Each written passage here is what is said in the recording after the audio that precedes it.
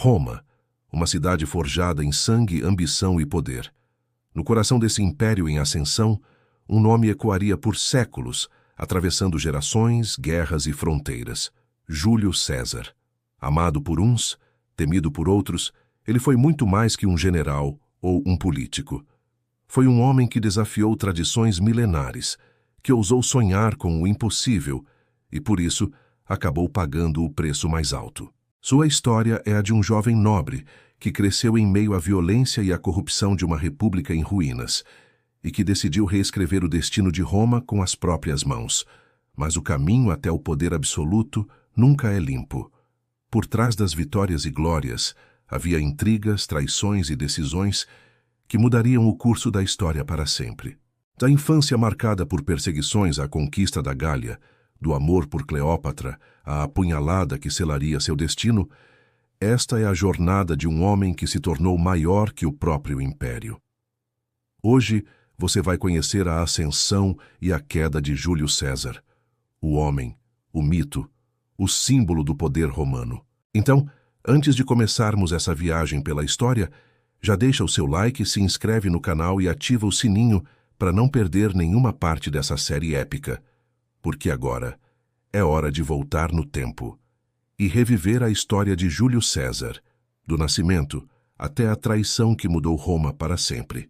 Roma, século I a.C., uma cidade onde o poder era conquistado com ouro, influência e muitas vezes com sangue. Foi nesse ambiente instável que nasceu Caio Júlio César, em uma das famílias mais antigas e respeitadas da nobreza romana, os Júlios, que afirmavam descender da própria deusa Vênus. Essa origem lendária alimentava não apenas o orgulho familiar, mas também a convicção de que César estava destinado a algo grandioso. Sua infância, porém, esteve longe do conforto que se espera de um jovem patrício. Roma vivia dias de caos político.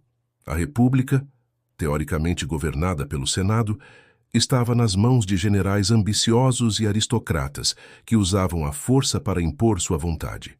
Guerras civis, perseguições e execuções eram parte da rotina. E foi nesse cenário violento que o pequeno César aprendeu que, em Roma, sobreviver era uma arte. Seu pai, também chamado Caio Júlio César, era um senador de prestígio moderado, um homem mais leal à tradição do que à aventura. Sua mãe, Aurélia Cota, era uma mulher inteligente e de caráter forte, alguém que influenciou profundamente o jovem César. Dela, ele herdou a disciplina, a elegância e a ambição disfarçada sob o olhar sereno, enquanto outros patrícios tratavam suas esposas como meras figuras domésticas. Aurélia era uma presença ativa, educando o filho com rigor e propósito. Desde cedo, César se destacou por sua inteligência e capacidade de persuasão. Ele aprendeu retórica com os melhores professores de Roma, treinando a voz, o olhar e cada gesto para dominar as palavras como uma arma. Em uma sociedade onde o discurso valia mais que a espada, essa habilidade seria uma das chaves de seu futuro. Mas os tempos logo mostraram que talento algum bastava sem prudência. Quando César ainda era adolescente, o equilíbrio político de Roma ruiu. O general Lúcio Cornélio Sulla, líder dos conservadores, os chamados optimates, tomou o poder após uma guerra civil sangrenta. Ele perseguiu e executou centenas de inimigos políticos, instaurando um regime de terror que deixaria cicatrizes profundas na República. Que o jovem César estava diretamente na mira. Ele havia se casado com Cornélia, filha de Cinna, um dos maiores inimigos de Sulla. O ditador ordenou que César se divorciasse imediatamente, um gesto de submissão ao novo regime. Mas César se recusou. Essa decisão, aparentemente suicida, marcou o início de sua reputação como alguém que não se curvava diante do poder. Por causa disso, perdeu sua herança, seus títulos e foi forçado a fugir de Roma. Viveu escondido, trocando constantemente de abrigo, enquanto caçadores de recompensas percorriam os arredores da cidade à sua procura. Foi nesse exílio que César conheceu o medo e a dureza da vida fora dos salões aristocráticos. Atravessou pântanos, dormiu ao relento, sobreviveu à base de favores e astúcia. Muitos homens da elite teriam sucumbido, mas ele aprendeu a se adaptar. E mais que isso, aprendeu a compreender o povo, os soldados, os mercadores, todos aqueles que viviam à margem do poder, mas que um dia seriam sua maior força. Quando Sula finalmente decidiu poupá-lo, teria dito uma frase que ficaria para a história: "Deixem-no viver. Há muitos Sulas, mas apenas um César." Sula enxergava o que poucos ainda viam: o brilho perigoso de um homem destinado a transformar Roma. Com a morte do ditador, César retornou à cidade, determinado a reconstruir o que havia perdido, e fez isso com uma habilidade que começava a chamar a atenção: sua capacidade de fazer aliados. Em vez de buscar vingança, ele estendeu a mão a antigos inimigos, formou laços com pessoas influentes e usou o charme como arma política. Roma era uma arena, e César começava a entender que a sobrevivência dependia mais da manipulação do que da força. Ainda jovem, ingressou no serviço militar servindo na Ásia Menor. Foi ali que, pela primeira vez, provou sua coragem em combate. Durante uma batalha, resgatou um comandante cercado, recebendo uma coroa cívica, uma das mais altas honras concedidas a um cidadão romano. Essa experiência militar despertou nele algo novo: o prazer pelo comando, o controle sobre a vida e a morte, e o respeito absoluto que apenas os líderes de guerra podiam inspirar. Mas o destino ainda preparava novos testes. Em sua viagem de volta a Roma, César foi sequestrado por piratas cilícios, que exigiram um resgate em troca de sua liberdade. O jovem patrício, em vez de se desesperar, riu dos sequestradores e zombou do valor pedido. Disse que valia muito mais e exigiu que aumentassem o resgate. Durante os dias em cativeiro, tratou os piratas como subordinados, participou das brincadeiras, recitou discursos e até ameaçou, em tom de deboche, que quando fosse libertado, voltaria para crucificá-los. Os bandidos riram, mas César cumpriu a promessa. Assim que foi solto, organizou uma pequena frota, capturou os piratas e mandou crucificá-los. O episódio se espalhou por Roma e fortaleceu a imagem de um homem que não apenas falava com autoridade, mas agia com determinação implacável. Quando retornou à capital, César já era visto como uma figura singular. O jovem nobre que desafiara um ditador, sobrevivera ao exílio, comandara homens e vingara sua honra com as próprias mãos. Ainda não era poderoso, mas já despertava a atenção e, principalmente, medo. Roma, naquele momento, era um barril de pólvora prestes a explodir. As disputas entre as facções políticas, a desigualdade e a corrupção corroíam os pilares da República, e entre os velhos senadores que ainda acreditavam nas tradições, o nome de César começava a surgir em sussurros: o ambicioso, o perigoso, o imprevisível. Ele ainda não tinha o exército que o faria lendário, nem o poder que mudaria a história. Mas já carregava algo que nenhum outro possuía: a convicção absoluta de que estava destinado a algo maior. Enquanto Roma se afundava em intrigas, César observava, aprendia e esperava. O jovem fugitivo de ontem se preparava para se tornar o homem que, um dia, colocaria a própria república de joelhos. Com a morte de Sula, Roma respirava um ar de aparente tranquilidade. Mas as feridas deixadas pela ditadura ainda sangravam. A cidade era um campo de batalha político, dividido entre os aristocratas conservadores e os populares, que defendiam os direitos do povo. Nesse novo tabuleiro, Júlio César retornava decidido a recuperar o prestígio de sua família e a trilhar o caminho que o levaria ao poder. De volta à capital, César ainda era um homem jovem, mas já carregava uma reputação notável. Inteligente, carismático e destemido, ele sabia que precisava se reposicionar. Seu primeiro passo foi buscar estabilidade e influência. Graças às suas conexões familiares, conseguiu o cargo de Flâmine Dialis, o sacerdote de Júpiter, uma posição honrosa, mas também limitante. Os sacerdotes desse posto tinham regras rígidas. Não podiam montar a cavalo, tocar ferro, nem passar noites fora de Roma. Era uma vida de rituais e restrições, incompatível com a ambição que pulsava dentro de César. Mesmo assim, ele aceitou o cargo. entendendo que prestígio religioso significava poder político. O jovem sacerdote vestia o manto sagrado com elegância, mas seus olhos estavam voltados para algo muito além dos templos. Enquanto recitava preces e participava de cerimônias, observava os bastidores da política romana, aprendendo com atenção quem realmente controlava as decisões da cidade. Mas o destino, mais uma vez, interveio. Quando Sula morreu, suas reformas começaram a ser revertidas, e os aliados do antigo regime perderam força. Com isso, César foi destituído de seu sacerdócio, perdendo não apenas o cargo, mas também a segurança que ele oferecia. Paradoxalmente, essa perda se tornaria sua libertação.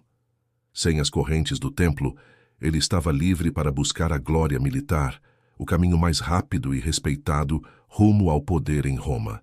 Ingressou nas campanhas militares no Oriente, servindo sob as ordens de Servílio Isáurico, e logo demonstrou a mesma audácia que o acompanharia por toda a vida. Em combate era implacável e corajoso, sempre se colocando na linha de frente. Ganhou respeito entre os soldados não por título, mas por exemplo. César tinha algo que o diferenciava dos outros oficiais aristocratas. Tratava seus homens com dignidade, comia o mesmo pão, suportava as mesmas marchas e compartilhava as mesmas privações. Essa conexão com o exército se tornaria uma das chaves de seu futuro império. Durante uma das campanhas em Mitilene, César novamente arriscou a vida para salvar companheiros em combate, recebendo a coroa cívica, a mais alta condecoração militar concedida a um cidadão romano. A bravura que demonstrava no campo de batalha se espalhou entre os soldados e, aos poucos, seu nome começou a circular também entre as elites de Roma. Essas experiências moldaram seu caráter. Ele aprendeu não apenas a lutar, mas a comandar, a inspirar e a conquistar a lealdade. Uma lealdade que mais tarde o tornaria quase invencível. Após alguns anos de serviço militar, César partiu para Rhodes, buscando aperfeiçoar suas habilidades oratórias. Lá, estudou com o renomado retor Apolônio Molon, mestre também de Cícero. Foi sob sua orientação que César aperfeiçoou sua voz, sua presença e o controle sobre as emoções, ferramentas que transformariam seus discursos em armas de conquista. Ele aprendeu a usar o silêncio tanto quanto as palavras, o olhar tanto quanto os gestos. Quando retornasse a Roma, não seria apenas um soldado, mas um orador capaz de mover multidões. Durante essa viagem, porém, o destino o colocou frente a frente com mais uma provação. No mar Egeu, César foi capturado por piratas. Um episódio lendário que revelaria sua audácia e seu senso de comando. Os bandidos exigiram 20 talentos de prata por seu resgate. César, indignado com o valor, riu e ordenou que pedissem 50. Os piratas, desconcertados, obedeceram. Durante os 38 dias em cativeiro, César se comportou não como prisioneiro, mas como líder. Brincava com seus sequestradores, exigia silêncio quando dormia e prometia que, assim que fosse libertado, voltaria para capturá-los e crucificá-los. E cumpriu. Assim que o resgate foi pago, organizou uma frota improvisada, perseguiu os piratas, recuperou o dinheiro e executou cada um deles. O episódio se espalhou por Roma e se tornou um símbolo da sua personalidade, impetuoso, confiante e incapaz de tolerar ofensa. Ao retornar definitivamente à capital, César já era um homem diferente, mais maduro, mais experiente e, acima de tudo, mais perigoso para seus rivais. A cidade ainda era dominada por velhos aristocratas, presos ao passado e cegos às mudanças. César, por outro lado, percebia algo que poucos entendiam. Roma estava mudando. O povo comum, os soldados e os comerciantes, ansiavam por líderes que os enxergassem. E ele, com seu carisma natural, começava a representar essa esperança. De volta à vida civil, iniciou sua carreira como advogado, defendendo causas públicas e ganhando destaque nos tribunais. Seus discursos eram cheios de energia e ironia, desafiando poderosos e expondo injustiças. Em uma das causas mais famosas, enfrentou Cornélio Dolabella, um antigo governador acusado de extorsão. César o atacou com tanta eloquência e convicção que conquistou a simpatia da multidão, ainda que o resultado jurídico não fosse o esperado. Cada discurso era um espetáculo. A multidão o aplaudia, os juízes o temiam, e os senadores mais conservadores começavam a se incomodar com aquele jovem de voz firme e olhar decidido. Ele sabia como usar o teatro da política a seu favor, e aos poucos foi se tornando o rosto dos populares, aqueles que defendiam reformas e mais poder para o povo. Mas a política romana era uma teia perigosa. Para subir, era preciso formar alianças, e César se mostrou mestre nisso. Casou-se com Pompeia, neta de Sula e parente do general Pompeu, em um movimento estratégico que lhe aproximava das duas maiores forças políticas do momento. Ao mesmo tempo, manteve relações com os círculos populares, ganhando apoio nas ruas. A ascensão de César era sutil, mas constante. Ele não se lançava de forma precipitada, preferindo esperar o momento certo. Participou de missões diplomáticas, se aproximou de líderes influentes e cultivou uma imagem pública de generosidade, financiando festas, jogos e eventos para o povo, muitas vezes com dinheiro que não tinha. As dívidas se acumulavam, mas a popularidade crescia. Em Roma, ser amado podia valer mais do que ser rico. A combinação entre coragem militar, talento oratório e magnetismo pessoal começava a consolidar sua posição.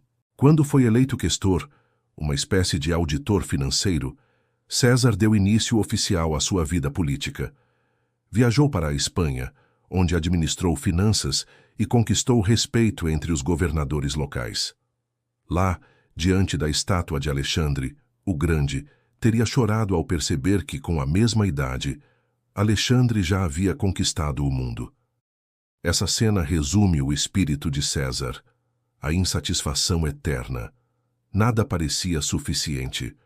Cada vitória era apenas o primeiro passo para outra maior. Ao retornar novamente a Roma, trouxe consigo não apenas experiências e aliados, mas um plano claro. Ele havia testado o poder da palavra, o peso do prestígio e o fascínio do povo.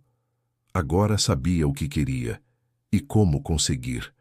Roma ainda não sabia, mas aquele jovem advogado de fala firme e passado turbulento estava prestes a se tornar o homem mais influente da República. O soldado, o orador e o político estavam prontos para se fundirem em um só nome, César. E logo, a cidade que o havia exilado e humilhado começaria a se curvar diante dele. Quando César retornou a Roma, já não era mais o jovem idealista que um dia desafiara Sula. Agora, ele era um homem que entendia as engrenagens da República e sabia como fazê-las girar a seu favor. A cidade continuava mergulhada em disputas políticas, mas César enxergava na confusão uma oportunidade. Roma era um palco e ele se preparava para o ato principal de sua ascensão. Sua reputação crescia rapidamente. Jovem, carismático e eloquente, era capaz de encantar o povo nas praças e negociar com os senadores mais influentes nos corredores do poder. Essa combinação de popularidade e astúcia fez dele uma figura ambígua, amado por muitos, temido por outros tantos. Mas o que mais chamava a atenção era a sua disposição em correr riscos, especialmente com dinheiro. Para financiar festas, jogos públicos e campanhas políticas, César contraiu dívidas colossais. Os credores, temendo que ele jamais conseguisse pagar, exigiam garantias. Foi então que entrou em cena um dos homens mais ricos de Roma, Marco Licínio Crasso. O banqueiro, famoso por sua fortuna e sede de poder, viu em César uma aposta promissora. Crasso pagou suas dívidas, em troca de lealdade e influência. César, por sua vez, sabia que o ouro de Crasso seria a alavanca de sua ambição. Com o apoio financeiro assegurado, César iniciou uma escalada política impecável. Tornou-se edil, responsável por obras públicas e celebrações religiosas. Usou o cargo para ganhar a simpatia do povo, restaurando templos e organizando espetáculos grandiosos. As ruas de Roma vibravam com corridas de bigas e combates de gladiadores patrocinados por ele. Enquanto a cidade festejava, César consolidava sua imagem como um líder generoso e próximo do povo, ainda que cada festa custasse uma fortuna que ele não possuía. Mas César não era apenas um homem de festas, era um estrategista. Durante o período como edil, fez questão de exibir em público estátuas de seu tio, Caio Mário, antigo herói militar e rival de Sulla. Esse gesto, aparentemente simbólico, era uma mensagem política.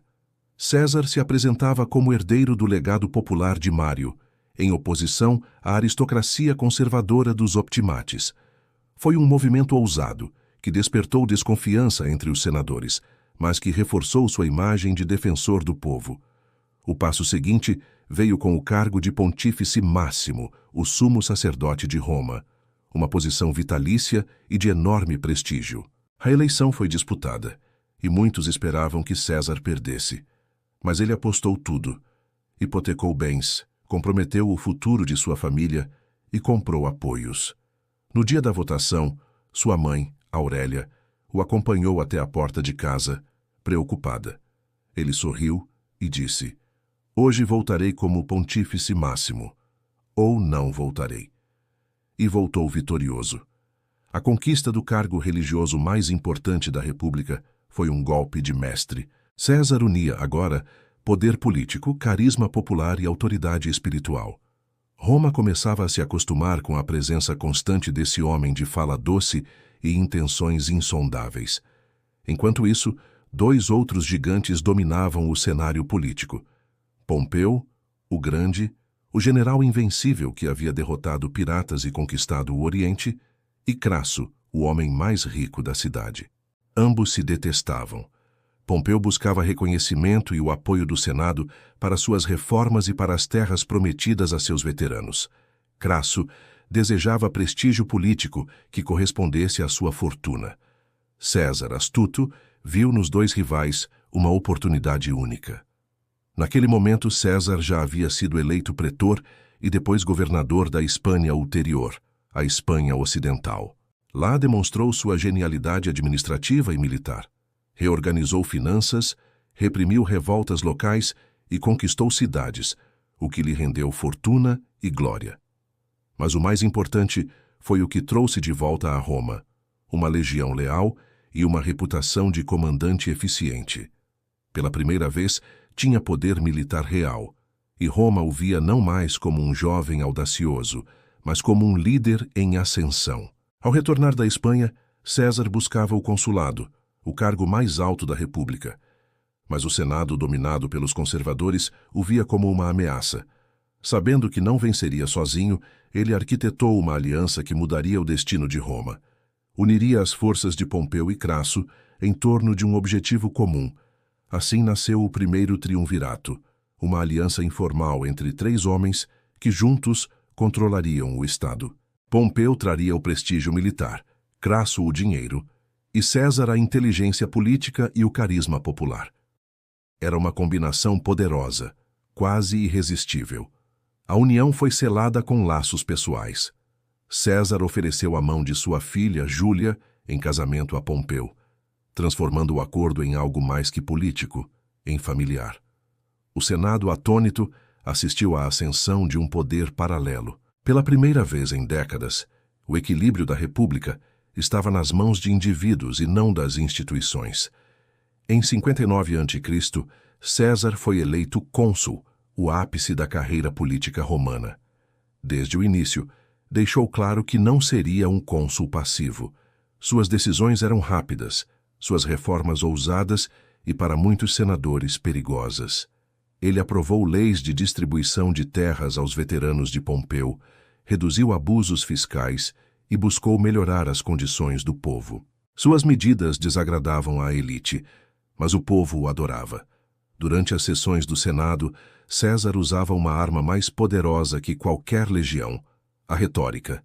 Enfrentava seus adversários com serenidade e ironia, desmontando argumentos com uma mistura de lógica e charme. Quando era interrompido, simplesmente se calava, e o silêncio, mais do que as palavras, fazia a sala se curvar. Mas o consulado também mostrou o outro lado de César: o estrategista, que jogava com as regras apenas quando lhe convinha. Quando o Senado se opôs a uma de suas leis, ele levou a proposta diretamente ao povo, convocando assembleias e fazendo discursos inflamados. Os senadores o acusavam de destruir as tradições republicanas. O povo o via como libertador. A cada vitória política, César se tornava mais temido. Seus inimigos o chamavam de rei disfarçado. Seus aliados o viam como o único capaz de garantir estabilidade. E entre o amor das massas e o ódio do Senado, César dançava sobre a linha tênue entre a glória e a ruína. Ao final do seu mandato, precisava de um novo cargo que o mantivesse protegido judicialmente e com poder. Com o apoio do triunvirato, foi nomeado governador da Gália, uma província vasta e instável que o colocaria à frente de legiões e de uma guerra em potencial. Era o cargo perfeito, distante o suficiente para agir livremente e poderoso o bastante para se tornar uma ameaça a qualquer um em Roma. Quando deixou a cidade, a multidão se reuniu nas ruas. Gritavam seu nome, lançavam flores e o aplaudiam como um herói. César partia para o norte, prometendo trazer novas glórias para Roma. O Senado o observava com desconfiança. Pompeu e Crasso ainda acreditavam que o controlavam. Mas ninguém imaginava que aquele seria o começo de algo muito maior. Na Gália, César encontraria a chave da imortalidade e começaria a se transformar no mito que faria o próprio Senado temer a palavra rei. Quando César deixou Roma para governar a Gália, muitos acreditaram que aquele seria apenas mais um cargo temporário, um prêmio político concedido para mantê-lo distante da capital. Mas, na verdade, era o começo de uma das campanhas militares mais lendárias da história antiga. Em poucos anos, César transformaria a Gália de uma região rebelde e fragmentada em território romano e transformaria a si mesmo em algo maior que qualquer general da República. A Gália era uma terra vasta, repleta de tribos independentes, chefes locais e alianças instáveis. Para Roma, representava tanto uma fronteira perigosa quanto uma promessa de riqueza e glória. Desde o início, César entendeu que a conquista daquelas terras não seria apenas uma missão militar. Seria o palco onde ele construiria sua própria lenda. Com cerca de 4 legiões sob seu comando inicial, ele partiu para o norte em 58 a.C. e logo enfrentou sua primeira grande ameaça, os Helvécios, uma tribo que tentava migrar em massa através das fronteiras romanas. Em vez de permitir a passagem, César ergueu fortificações e os enfrentou em batalha. O confronto foi brutal, mas terminou em vitória esmagadora para Roma. Pela primeira vez, os gauleses perceberam o que significava desafiar César. Essa vitória inicial teve efeito imediato. Outras tribos começaram a se dividir entre aquelas que buscavam sua aliança e aquelas que juravam resistir até o fim. César soube explorar cada rivalidade. Ele não apenas vencia com a espada, vencia com a diplomacia, com promessas e manipulações. Um líder tribal que hesitava era rapidamente substituído por outro, mais disposto a cooperar. Assim, ele desmontava a resistência antes mesmo que começasse. Mas a fama atrai inimigos. Logo enfrentou Ariovisto, o rei germânico que havia cruzado o Reno e ameaçava dominar a região. A batalha foi uma das mais intensas de sua carreira. Diante de um inimigo numericamente superior, César usou táticas inovadoras. Dividiu o exército, cercou as posições adversárias e atacou em ângulos inesperados. Quando o sol se pôs, os germanos estavam aniquilados. A fronteira romana foi empurrada até o próprio rio Reno, e o nome de César passou a ecoar como sinônimo de vitória. Enquanto Roma recebia relatos de suas conquistas, o Senado começava a se inquietar. Cada nova vitória trazia não apenas território, mas também glória pessoal e lealdade militar. Os soldados que lutavam sob o comando de César o idolatravam. Ele dividia com eles os riscos e recompensas, comia o mesmo pão, dormia nas mesmas tendas e chamava cada legionário pelo nome. Essa relação direta e quase paternal criava algo perigoso, um exército que obedecia mais ao general do que à república. Nos anos seguintes, César expandiu sua campanha de forma metódica. Construiu pontes sobre o Reno em tempo recorde, uma façanha de engenharia que chocou os povos germânicos, e realizou incursões até mesmo na Britânia, tornando-se o primeiro general romano a pisar naquelas terras misteriosas. Embora não tenha conquistado permanentemente a ilha, a expedição teve um valor simbólico imenso. Roma agora via César como um homem que ultrapassava todos os limites conhecidos. Cada batalha era narrada com maestria por ele próprio. Em seus comentários sobre a Guerra da Gália, César relatava suas vitórias em terceira pessoa, como se fosse um observador imparcial. O texto, porém, era pura propaganda política, escrito para impressionar o Senado e o povo de Roma. Nesses relatos, César se apresentava como defensor da civilização contra a barbárie, como um comandante racional que agia em nome da República. Na prática, cada linha aumentava sua popularidade e consolidava seu mito. Mas nem tudo era glória. As guerras na Gália foram brutais. Cidades inteiras foram destruídas, milhares de prisioneiros escravizados e rios tingidos de sangue. César, embora admirado por sua genialidade militar, era também temido por sua frieza. Ele compreendia que o terror podia ser uma arma tão poderosa quanto a espada. Quando uma tribo se rebelava, ele não perdoava. Cercava, cortava suprimentos e esperava até que a fome e o desespero fizessem o trabalho por ele. Entre todas as campanhas, nenhuma seria tão marcante quanto a revolta liderada por Vercingetorix, o jovem chefe dos arvernos. Orgulhoso, carismático e determinado, ele conseguiu algo que parecia impossível. Uniu as tribos gaulesas contra Roma. Pela primeira vez, César enfrentava um inimigo que compreendia suas táticas e sabia como resistir. Vercingetorix adotou uma estratégia de terra arrasada. Queimou plantações, destruiu vilas e obrigou César a lutar contra o tempo e a fome. O confronto final aconteceu em Alesia, em 52 a.C. Foi ali que César mostrou toda a extensão de sua genialidade. Cercado por um exército inimigo numericamente superior, ele construiu duas muralhas, uma interna para conter os sitiados e outra externa para repelir as forças de socorro. Era uma fortaleza dentro de outra fortaleza. Durante dias, os gauleses atacaram sem cessar. O próprio César cavalgava pelas linhas, reorganizando defesas, inspirando os homens e mantendo o moral alto. Quando o cerco terminou, Alésia caiu. Vercingetorix se rendeu, e a Gália finalmente estava sob domínio romano. A vitória foi total e terrível. Centenas de milhares de gauleses foram mortos ou vendidos como escravos. Para Roma, César era o salvador da República. Para o Senado, um homem que agora possuía poder demais. Ele havia conquistado não apenas terras e riquezas, mas também a lealdade absoluta de legiões inteiras e a admiração do povo. De volta a Roma, suas vitórias eram celebradas com desfiles, estátuas e orações. Mas César ainda estava na Gália, longe da cidade, e, ao mesmo tempo, mais presente que nunca. Seus comentários circulavam amplamente, exaltando sua prudência, sua coragem e sua clemência. Era impossível ignorá-lo. Enquanto Pompeu governava em Roma, sua sombra crescia, e o equilíbrio do triunvirato começava a ruir. Pompeu, que um dia fora seu aliado e genro, via com preocupação o prestígio crescente de César.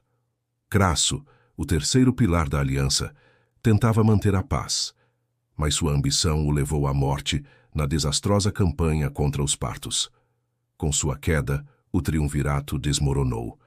Restavam apenas dois gigantes, e Roma não era grande o bastante para ambos. Enquanto César consolidava o controle da Gália, Pompeu aproximava-se dos senadores conservadores, buscando se apresentar como defensor da República contra a ameaça de um novo tirano. A amizade se transformava em rivalidade e a rivalidade em tensão aberta. César, porém, parecia imperturbável. Continuava a enviar cartas ao Senado, relatando suas vitórias com modéstia aparente, mas sempre lembrando, nas entrelinhas, de tudo o que fizera por Roma. Ele sabia que quanto mais tentassem diminuí-lo, mais o povo o engrandeceria. Ao final de quase uma década de campanhas, a Gália estava pacificada e César era o homem mais poderoso de seu tempo. Seu exército o adorava, o povo o venerava e o Senado o temia.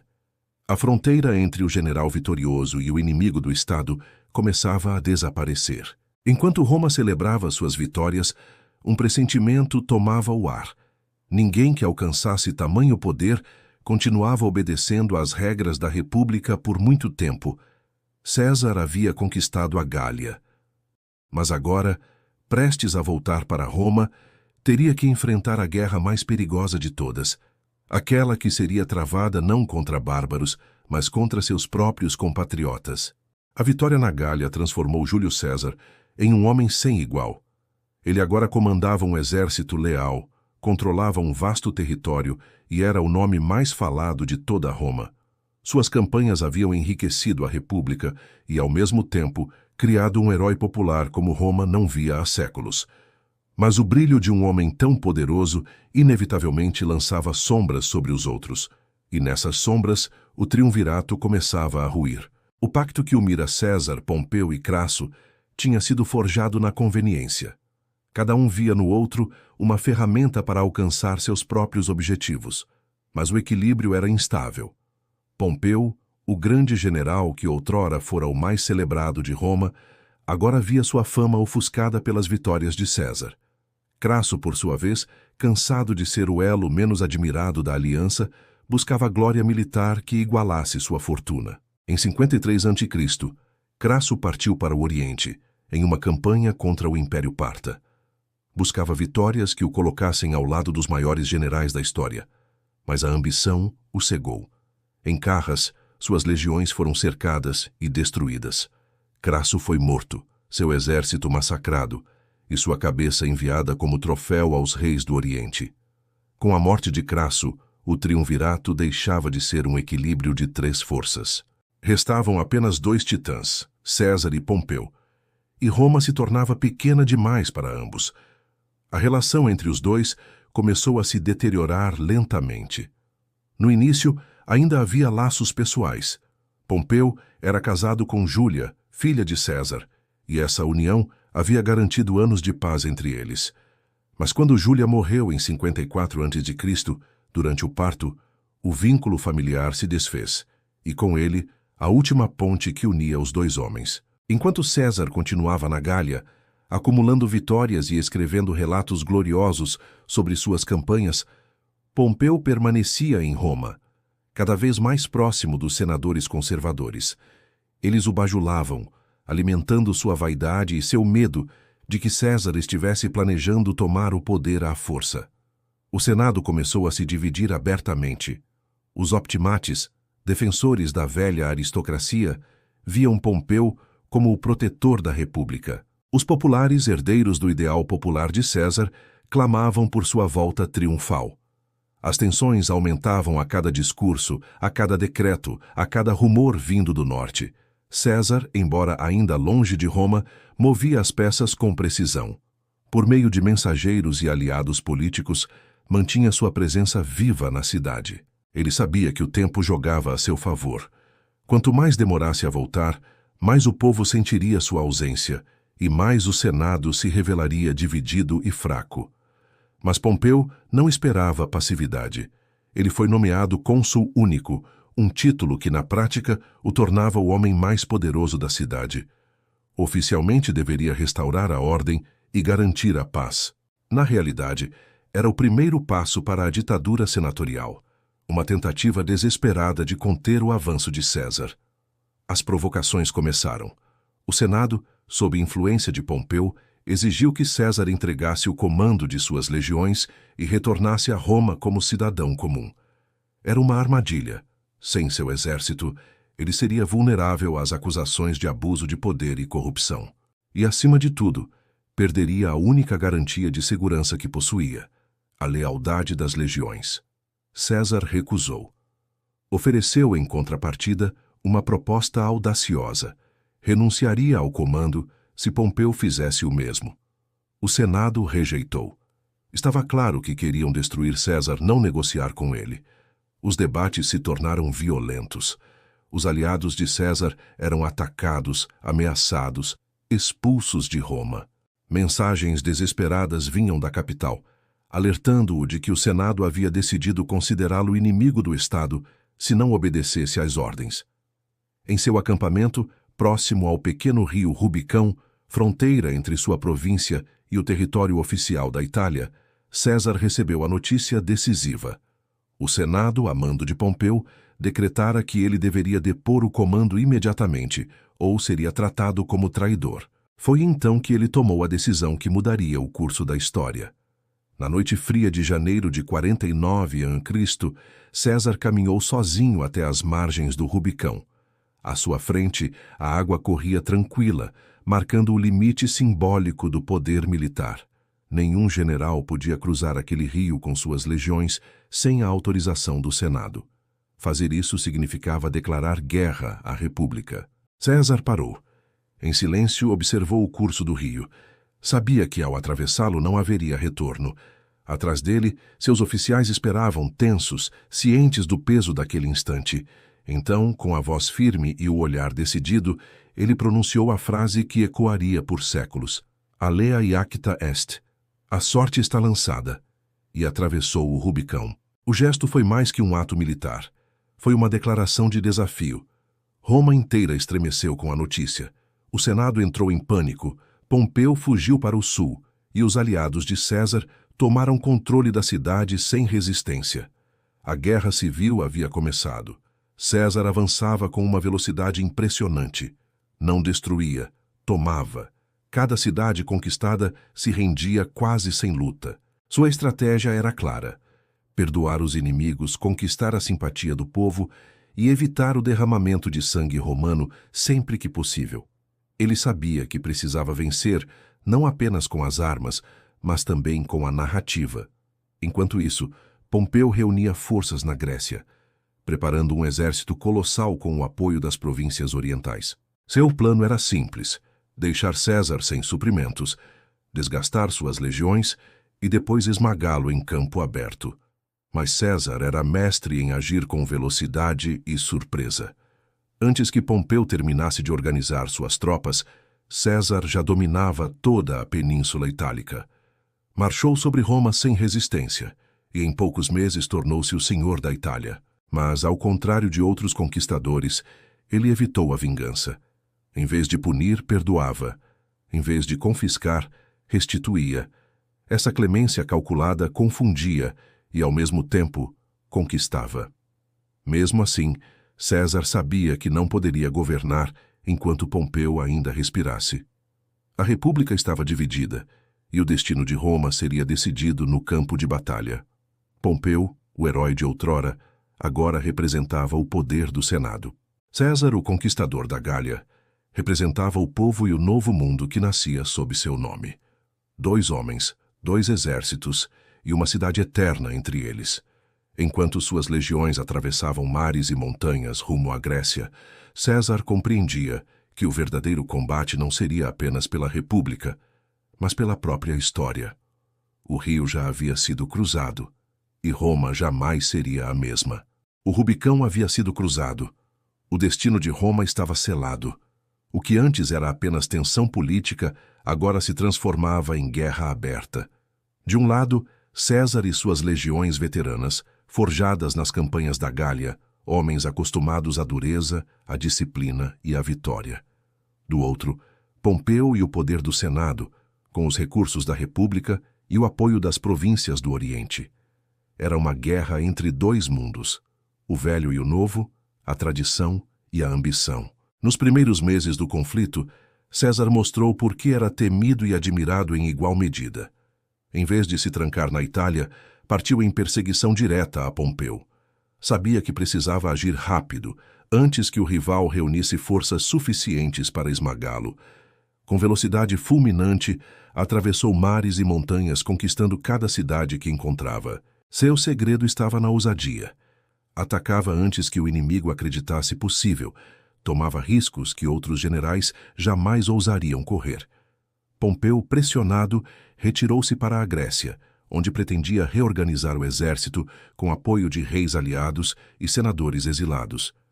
Roma, sem resistência, caiu nas mãos de César, mas ele não celebrou, não destruiu, não se proclamou ditador.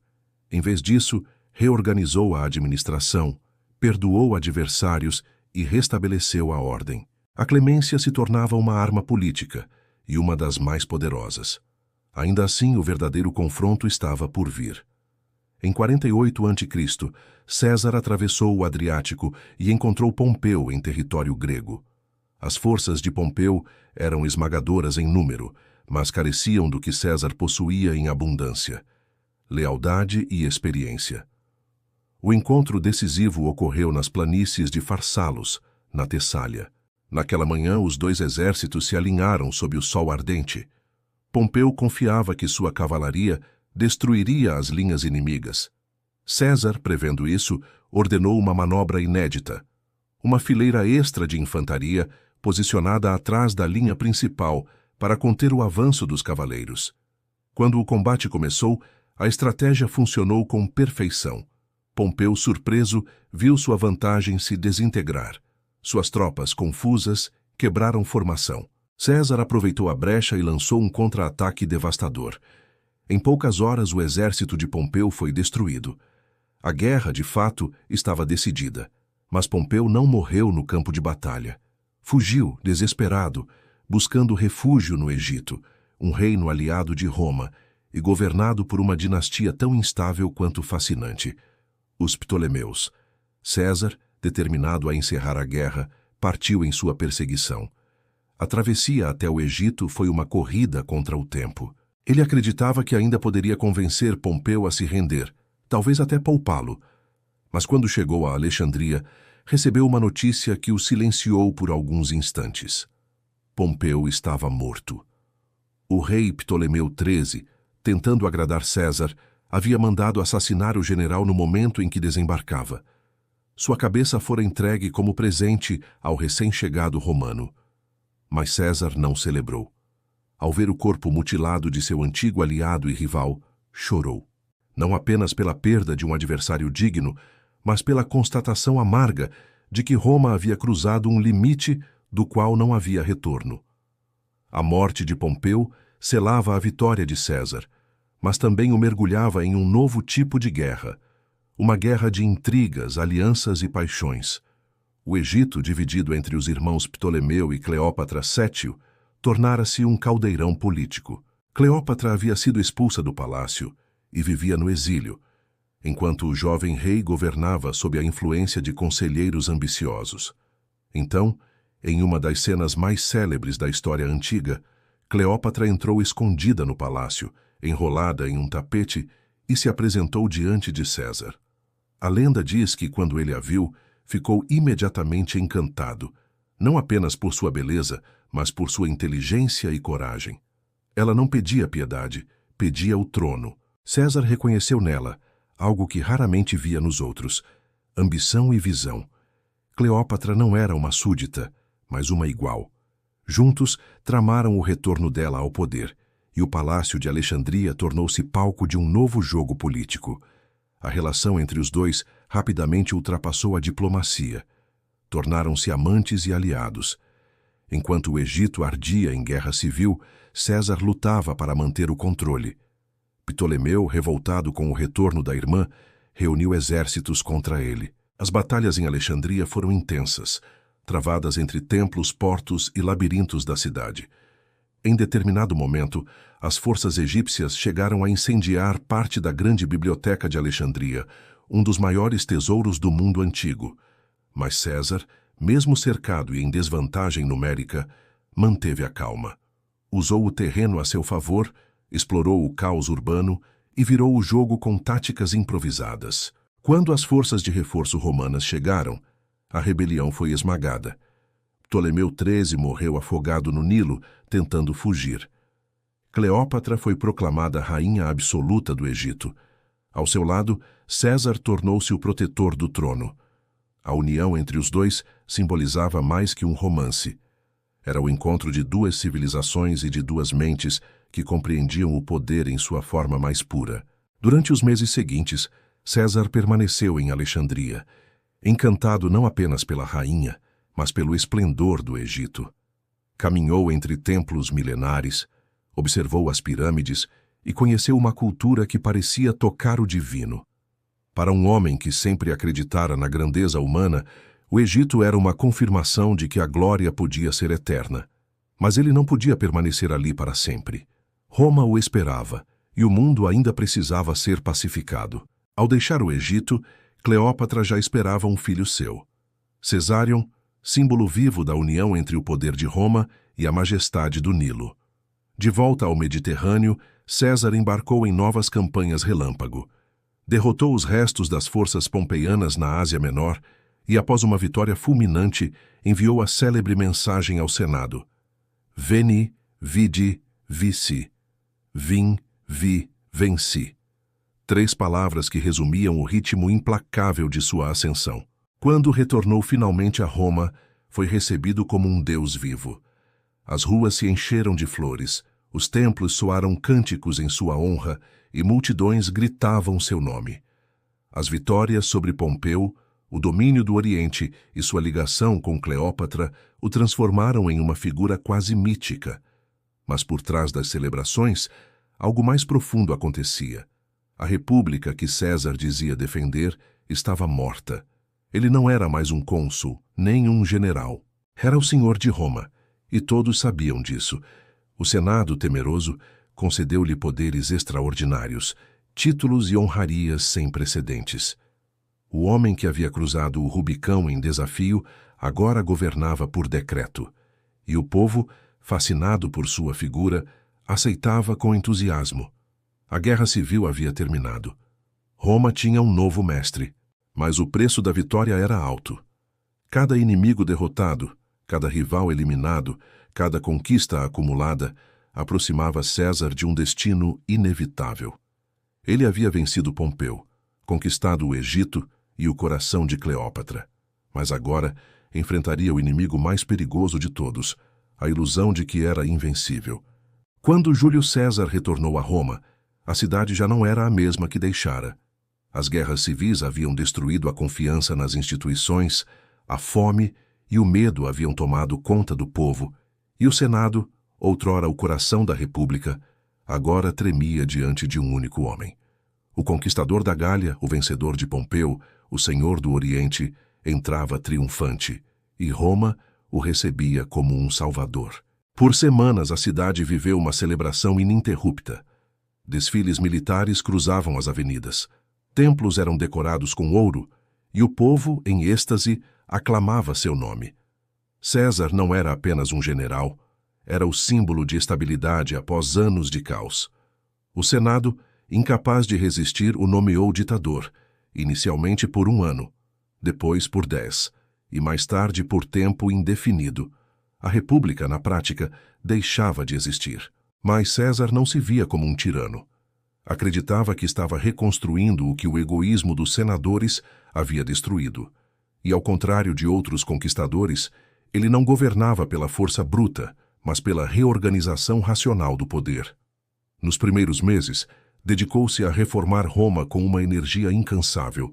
Criou leis para reestruturar as dívidas, redistribuir terras e controlar os gastos públicos. Reduziu privilégios antigos, combateu a corrupção e impôs uma nova ordem administrativa às províncias. Onde antes reinava o desvio e a negligência, César enviou governadores leais, escolhidos por mérito. Mais do que isso, ele tentou redefinir o próprio conceito de cidadania. Concedeu direitos a povos estrangeiros, incorporou elites locais e fez de Roma um império de fato, uma nação que ultrapassava suas fronteiras tradicionais. Para o povo era um herói, para o Senado um homem perigoso. A cidade fervilhava de rumores. Alguns viam em suas reformas o início de uma nova era de prosperidade. Outros enxergavam nelas a destruição do último traço de liberdade.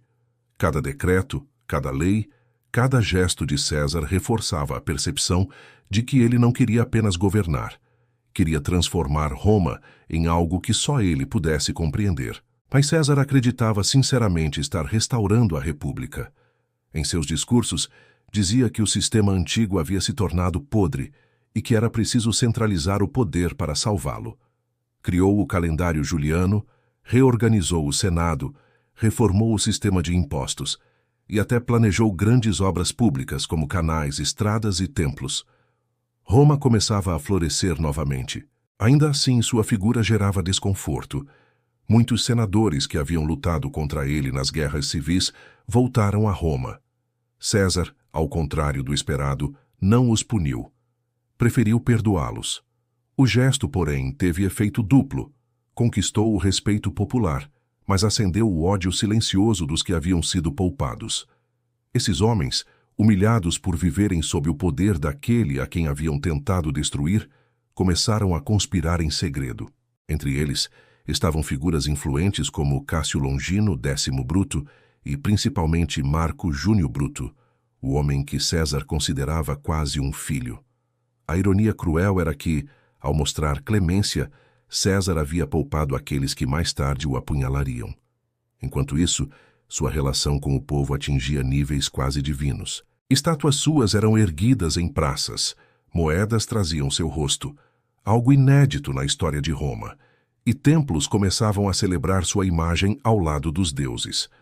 Muitos viam nele o verdadeiro herdeiro de Alexandre, o homem destinado a unir o mundo sob uma só bandeira. Mas para os republicanos mais antigos, aquilo era um presságio terrível. Roma nascera da rejeição à monarquia, e agora, séculos depois, parecia se curvar novamente diante de um rei. A palavra rex, rei em latim, era proibida, mas ecoava em cada canto, em cada olhar desconfiado dentro do Senado. Em público, César rejeitava o título. Dizia que Roma não precisava de reis.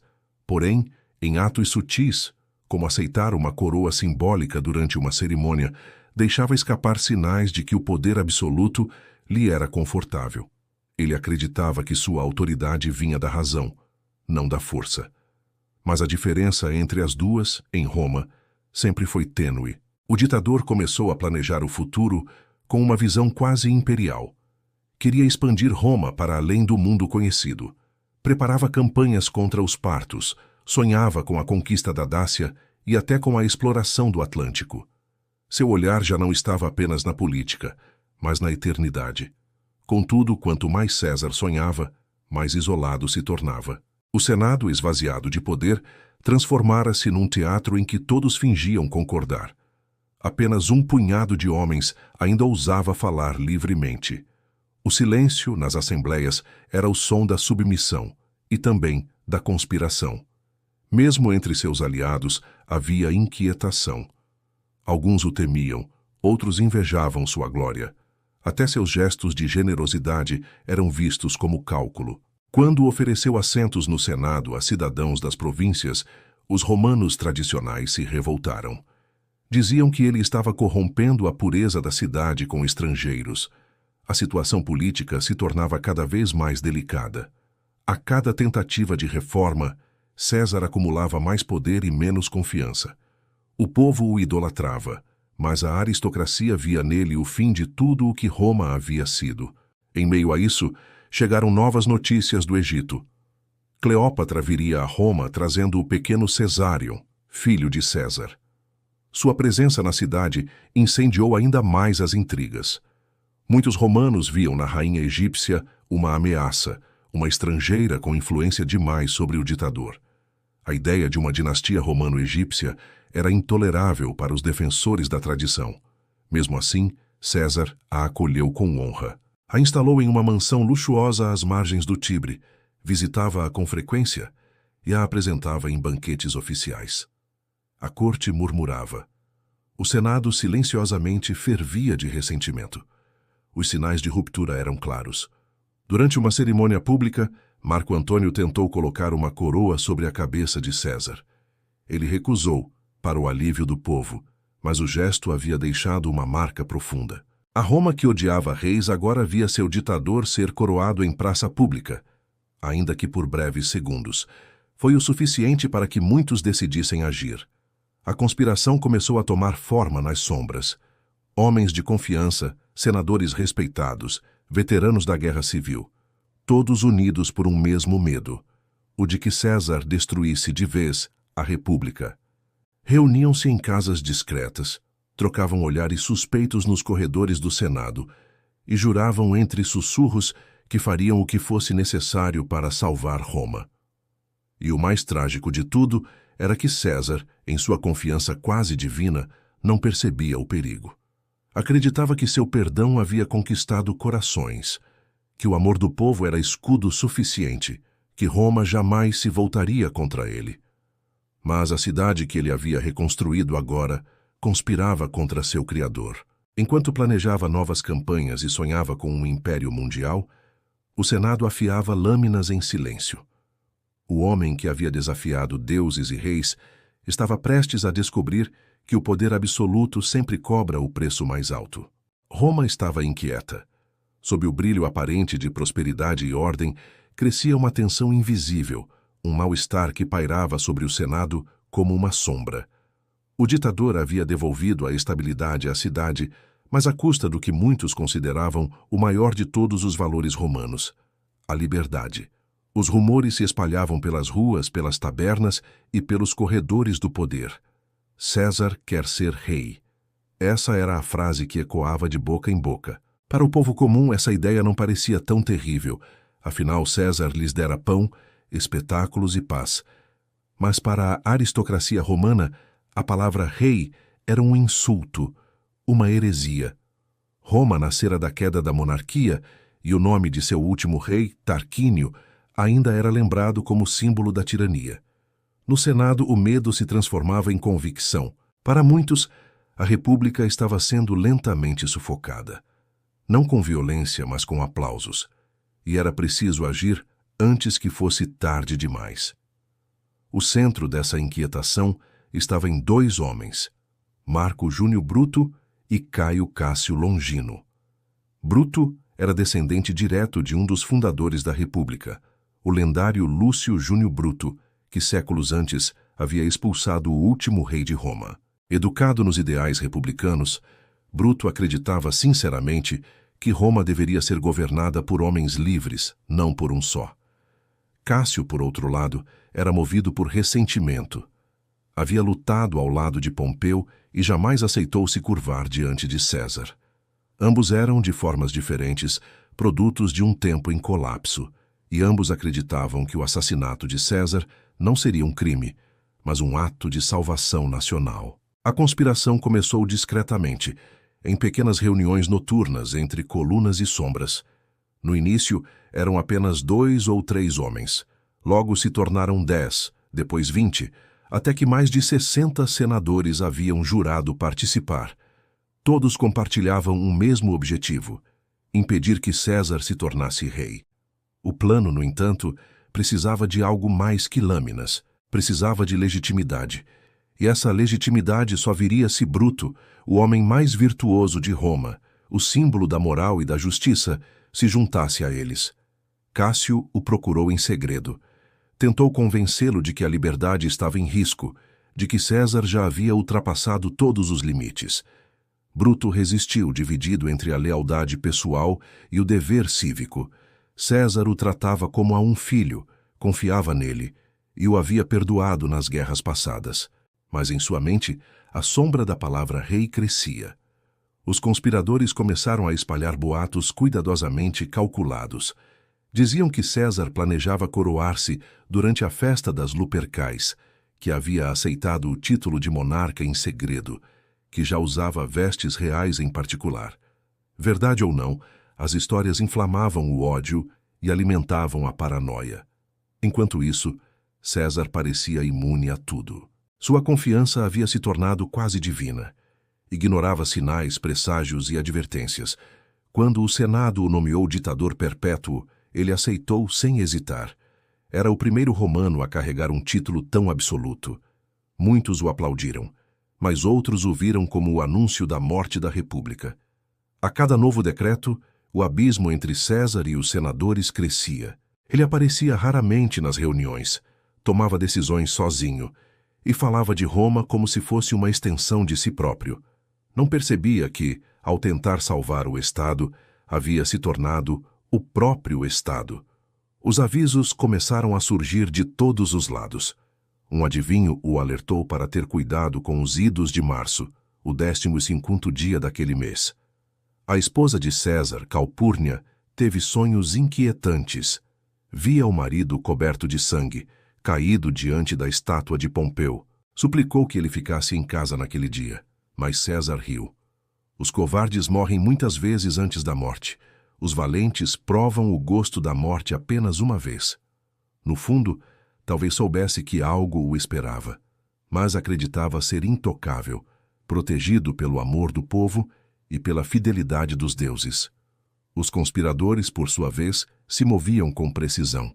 Escolheram o local e o momento. A reunião do Senado no Teatro de Pompeu, um edifício imponente onde se realizavam sessões oficiais. Era simbólico. O assassinato ocorreria aos pés da estátua daquele que fora o maior rival de César. Na véspera, Calpurnia implorou para que ele adiasse a sessão. César hesitou. Estava cansado, inquieto, e o pesadelo da esposa ainda o perturbava.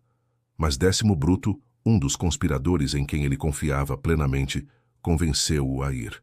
Disse que o Senado o esperava para proclamar novas honrarias e que a ausência pareceria covardia. César, relutante, concordou. Na manhã dos idos de março, o ditador deixou sua casa.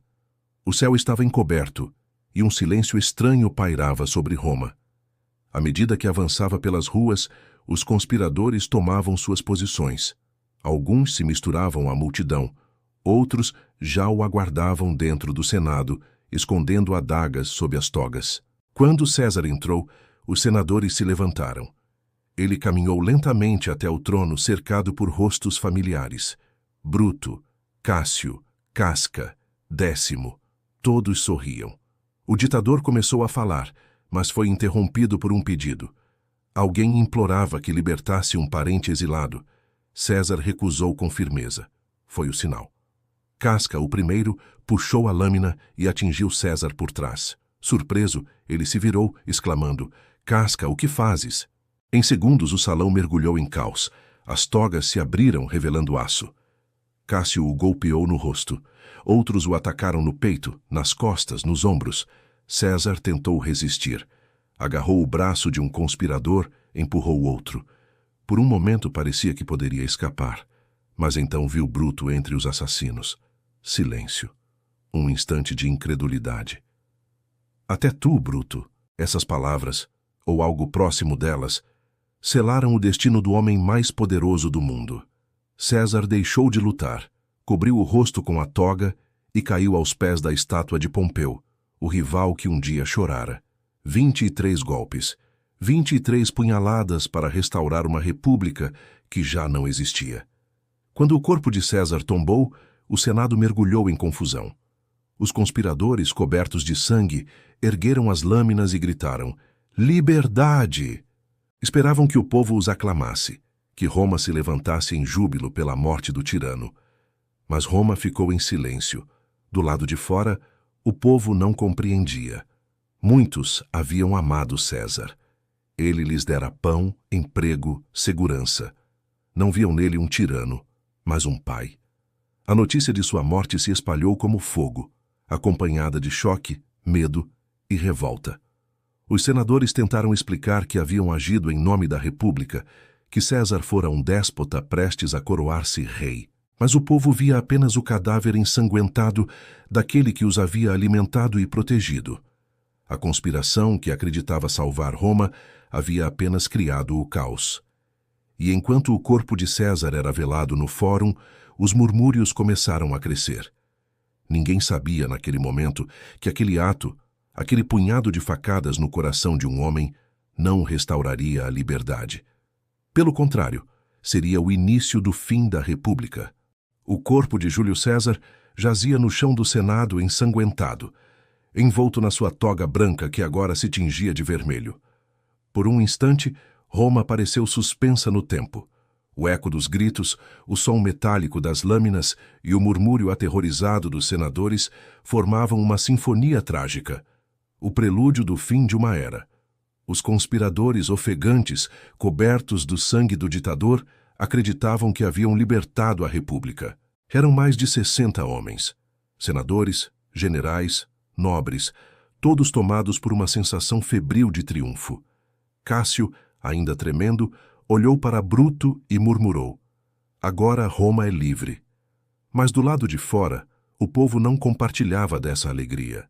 A notícia da morte de César se espalhou pelas ruas como fogo em palha seca. Em poucas horas, multidões se aglomeravam diante do Senado, gritando, chorando, exigindo respostas. Alguns diziam que o ditador havia sido morto por inimigos estrangeiros. Outros, que fora vítima de um sacrifício aos deuses. A verdade, quando veio, caiu como uma sentença. César fora assassinado pelos próprios senadores que juraram protegê-lo. O pânico tomou conta da cidade. Lojas fecharam, templos foram trancados e as famílias mais ricas fugiram para suas vilas fora de Roma. O Senado, temendo a fúria popular, dispersou-se às pressas. Bruto e Cássio, ao perceberem que o povo não os recebia como libertadores, buscaram refúgio no Capitólio, escoltados por um punhado de guardas. Enquanto isso, o corpo de César permanecia abandonado sobre as escadas do Teatro de Pompeu. Alguns poucos servos, chorando em silêncio, o recolheram e levaram à sua casa. Calpurnia, devastada, o recebeu em prantos. Dizem que ela tocou o rosto do marido e murmurou: ele sempre acreditou que Roma o amava. Mas Roma, naquele momento, não sabia o que sentir. O povo, que tanto aclamara César, estava atônito. Uns queriam vingança, outros temiam uma nova guerra civil. Os senadores, tomados de medo, tentavam justificar o crime como um ato patriótico. Matamos um rei para salvar a república, diziam. Mas para a maioria dos romanos, César não era um rei. Era o homem que havia lhes dado pão, espetáculos e segurança. No dia seguinte, os conspiradores desceram do Capitólio, acreditando que o povo já havia se acalmado. Bruto fez um discurso no fórum, tentando explicar o motivo do assassinato. Falou de liberdade, de virtude, de Roma. Disse que César havia se tornado ambicioso demais, que planejava tomar o trono. Suas palavras ecoaram, mas encontraram um público dividido. Alguns aplaudiram, mas muitos o vaiaram. E então surgiu Marco Antônio. Antônio fora um dos generais mais leais a César. Amigo, braço direito e herdeiro político. No momento do assassinato, havia sido mantido afastado do Senado por manobra dos conspiradores. Agora, retornava à cidade com o olhar de quem havia perdido não apenas um líder, mas um irmão. Os senadores, em pânico, tentaram negociar com ele. Ofereceram perdão e garantias. Antônio fingiu aceitar. Sabia que o momento de agir ainda não havia chegado. Pediu apenas uma coisa: o direito de realizar o funeral de César e de falar ao povo em sua homenagem. Bruto, confiante em sua retórica, concordou. Achava que se o discurso fosse moderado, o povo se acalmaria. Foi seu erro fatal. O funeral ocorreu alguns dias depois no Fórum Romano. Uma multidão gigantesca tomou as ruas. O corpo de César foi trazido em uma liteira dourada, coberta de flores. À frente, os sacerdotes entoavam cânticos. Atrás, vinham soldados, veteranos das campanhas da Gália, chorando abertamente. Bruto discursou primeiro. Falou com calma, com lógica, com moralidade. Disse que amava César, mas amava mais Roma. Explicou que a morte fora necessária para impedir a tirania. Quando terminou, recebeu aplausos tímidos. O povo ouvia, mas não se convencia. Então Marco Antônio subiu à tribuna.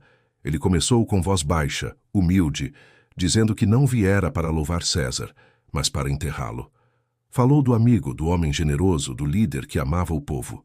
Lembrou das vitórias, das obras, das reformas. Mostrou um a um os ferimentos no corpo de César. Aqui foi Cássio, dizia. Aqui Casca e aqui foi Bruto. A multidão começou a chorar. Gritos de dor se misturaram a murmúrios de ódio. Antônio, com teatralidade calculada, ergueu a toga ensanguentada de César diante do povo. Vejam o que fizeram com o vosso pai, com o homem que vos alimentou. O fórum explodiu. O choro se transformou em fúria. A multidão, antes confusa, agora queria vingança.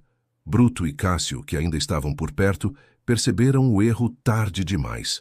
Fugiram em meio ao caos. O povo incendiou as casas dos conspiradores. as ruas de Roma se tornaram um campo de guerra. A morte de César, que os assassinos acreditavam restaurar a liberdade, havia libertado apenas o medo e o ódio. Durante a noite, o corpo do ditador foi colocado em uma pira improvisada no centro do fórum. As chamas subiram ao céu e a fumaça carregava o pranto de uma cidade inteira.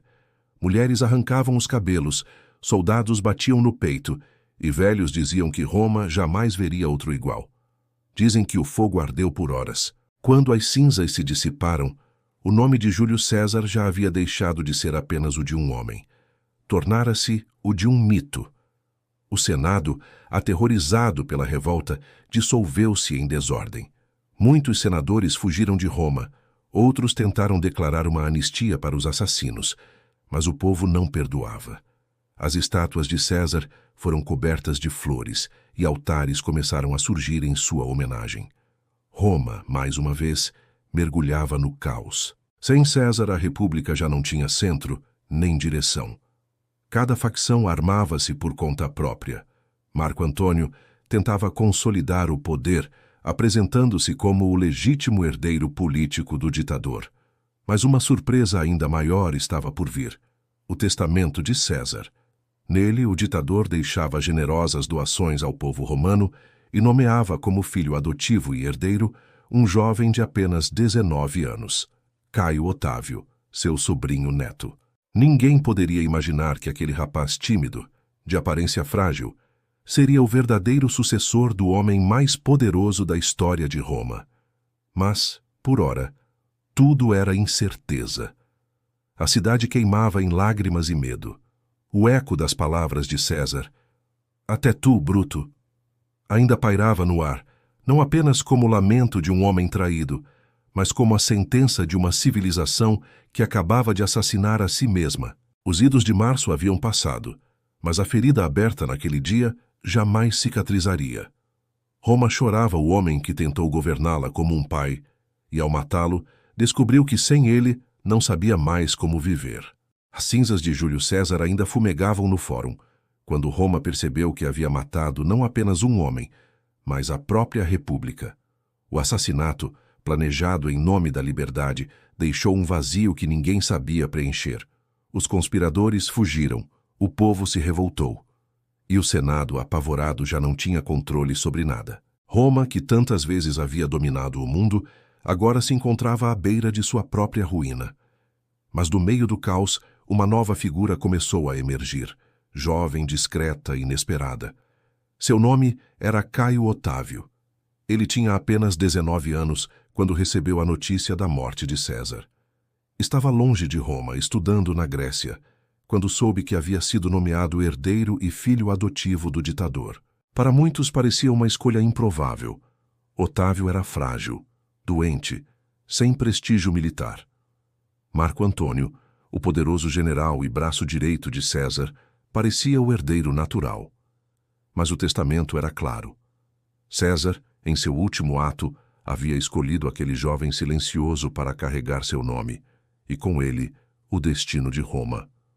Otávio partiu imediatamente para a capital. Ao chegar, foi recebido com desconfiança. Antônio o via como um garoto ingênuo, fácil de manipular. O Senado o subestimava, mas o povo via nele o sangue de César, e isso bastava. Com uma habilidade que ninguém esperava, Otávio começou a jogar o jogo político com frieza e cálculo. Aliou-se ao Senado contra Antônio, acusando o general de trair o legado de César. Depois, voltou-se contra o próprio Senado quando percebeu que eles tentavam usá-lo. Movia-se como uma sombra, paciente, estratégico, silencioso, enquanto todos à sua volta se destruíam. Roma, mais uma vez, mergulhou em guerra civil. Antônio, do lado oriental, formou um exército poderoso e uniu-se à rainha Cleópatra, a antiga amante de César. Juntos, sonhavam em governar o mundo a partir do Egito. Otávio, por sua vez, se apresentava como o verdadeiro defensor de Roma, o guardião da herança de César e da ordem perdida. Durante anos, o império foi dividido entre eles. 2 mundos, 2 visões, 2 memórias do mesmo homem. Mas apenas uma poderia sobreviver. A disputa chegou ao auge na Batalha de Ácio, no ano 31 a.C. As forças de Otávio e Antônio se enfrentaram em uma das maiores batalhas navais da história. De um lado, a frota egípcia e o brilho de Cleópatra. Do outro, o pragmatismo frio e disciplinado do jovem herdeiro. Quando as águas se acalmaram, o destino estava decidido. Antônio foi derrotado, fugiu para o Egito e pouco depois tirou a própria vida. Cleópatra seguiu o mesmo caminho, encerrando assim o último grande capítulo do Egito Antigo. Roma, enfim, estava sob o domínio de um só homem. Otávio voltou triunfante. O Senado, cansado de guerras, o recebeu com honrarias. Chamaram-no de Augusto, o Venerável. Era o início de uma nova era, o Império Romano. Sob seu comando, Roma encontrou estabilidade, prosperidade e paz, mas ao custo definitivo da liberdade republicana. A República, que Bruto e Cássio tentaram salvar com sangue, agora deixava de existir por completo. Augusto reorganizou as instituições, reformou as províncias e transformou o caos herdado em uma máquina política impecável. Mas, apesar de toda a glória, o poder de Augusto não era apenas seu. Era o eco de César. Tudo o que ele fez sob a sombra do tio-avô que o adotara. Em cada monumento, em cada moeda, em cada decreto, o nome de César estava presente. O título César deixou de ser apenas um nome de família. Tornou-se um símbolo de poder absoluto. Com o tempo, seria usado por todos os imperadores que vieram depois e atravessaria séculos como sinônimo de autoridade suprema. Dele derivariam palavras que ainda hoje ecoam: Kaiser, Czar, César. Júlio César, o homem que morrera acreditando ter perdido tudo, havia, na verdade, vencido. Sua visão de um Estado centralizado, forte e duradouro, não morreu com ele, renasceu nas mãos de Otávio. Mas o triunfo póstumo de César não se deveu apenas ao poder, foi também à memória. Enquanto os conspiradores se apagavam na história, o nome de César crescia. Poetas o glorificavam, escultores o imortalizavam em mármore, e o povo o reverenciava quase como um deus. O Senado, que um dia o temera, acabou por conceder-lhe um altar. Tornou-se Divino Júlio, Divus Julius. Era o primeiro homem de Roma a ser oficialmente transformado em divindade. A ironia era cruel. Os assassinos que quiseram impedir o nascimento de um rei haviam criado um deus. Roma mudou para sempre. Com César terminou a República. Com Augusto começou o Império. O poder já não seria partilhado entre senadores e cônsules, mas concentrado em um só trono. O destino da civilização passou a depender da vontade de um único homem, e isso se repetiria por séculos. Mesmo morto, César moldou o futuro. As suas reformas sobreviveram. Seu calendário guiou o tempo por milênios. Sua estratégia militar influenciou generais em todas as épocas. E sua ambição, aquela chama que o consumiu desde a juventude, se tornou o modelo de todos os que sonharam em dominar o mundo. Mas o legado de César vai além do poder. Ele encarnou o paradoxo eterno da humanidade, o desejo de ordem e o preço da glória. Foi amado e odiado, temido e reverenciado, um homem que acreditava estar salvando Roma e que acabou por destruí-la para reconstruí-la à sua imagem. Séculos depois, historiadores ainda discutiriam se ele foi um tirano ou um visionário. Mas talvez essa seja a maior de suas vitórias, ter transcendido a moral de sua época. Ser lembrado não apenas como um nome, mas como um conceito. Porque, em última instância, Júlio César não pertenceu apenas a Roma, pertenceu à história. Quando seu nome é pronunciado, evoca-se não apenas o homem, mas o símbolo de que o poder, mesmo mortal, pode alcançar a imortalidade através das ideias. E assim, debaixo das ruínas do Senado onde tombou, ainda ecoam as palavras que marcaram seu destino e o da República. Até tu, Bruto. Não como lamento, mas como lembrança eterna de que o poder absoluto cobra um preço que poucos estão dispostos a pagar. Porque no fim, César não foi vencido pelos punhais de seus inimigos. Eles o mataram no corpo, mas não no tempo. O tempo, esse sim, curvou-se diante dele. E 2000 anos depois, o mundo ainda pronuncia o seu nome. César, o homem que mudou Roma, o homem que mudou a história para sempre.